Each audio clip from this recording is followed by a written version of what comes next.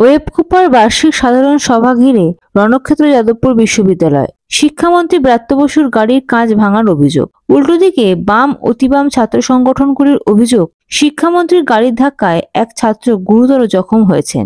এই নিয়ে এবার রাজ্যের শাসক দলকে তীব্র আক্রমণ করলেন প্রাক্তন এসএফআই নেতা তথা সিপিএম এর রাজ্য কমিটির সদস্য সৃজন ভট্টাচার্য। পশ্চিমবঙ্গের ছাত্র আন্দোলনের এত বছরের ইতিহাসে শিক্ষামন্ত্রীর গাড়ির তলায় ছাত্র চলে যাচ্ছে, ছাত্ররা তার গাড়ির সামনে হিউম্যান চেন করেছে, গাড়ি থামাতে বলছে কিন্তু গাড়ি চলে যাচ্ছে, ছাত্র চাকার তলায় চলে আসছে। এই দৃশ্য কেউ কোনোদিন দেখতে পাবে না, বিভৎসতম দৃশ্য। ইমিডিয়েটলি শিক্ষামন্ত্রী এবং তার সাথে আর যে ড্রাইভার ইত্যাদি এদের সবার গ্রেপ্তারি চাই। এবং যারা যারা এই গোটা কাণ্ড ঘটিয়েছে, আমাদের তো এখন প্রশ্ন উঠছে, এই যে ছেলেটি কালকে থেকে সোশ্যাল মিডিয়ায় ঘুরছে, মধ্যমগ্রামের টিএমসিপি নেতা, যাদবপুর বিশ্ববিদ্যালয়ে ওয়েবকুপার general meeting, annual general meeting, সেখানে মধ্যমগ্রামের টিএমসিপি নেতা কি করছিল? তার মানে বহিরাগত ঢুকিয়েছেন শিক্ষামন্ত্রী, নিজে এসেছেন, তার সাথে বাইরে থেকে বিভিন্ন ধরনের বীরপুঙ্গব গুন্ডা ঢুকিয়েছেন, তারা এসে যাদবপুরের ছাত্রদের উপর চড়াও হয়েছে।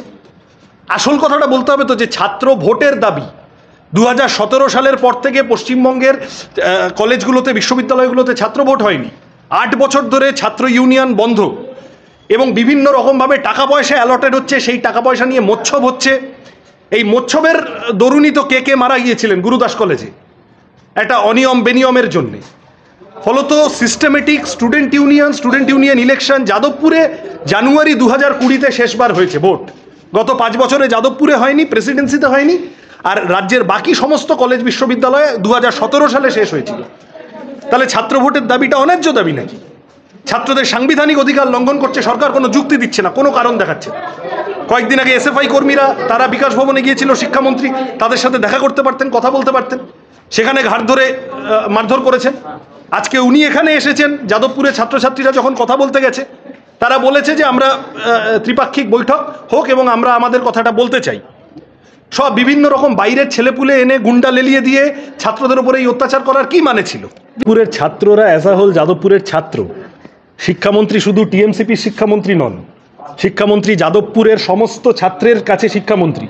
তাহলে যাদবপুরের সমস্ত ছাত্র, সমস্ত স্টেক হোল্ডার, তারা যদি কথা বলতে যায়, শিক্ষামন্ত্রীর উচিত সেই ধৈর্য নিয়ে কথা শোনা, আর সেটা যদি শুনতে না পারেন তাহলে আসা উচিত না।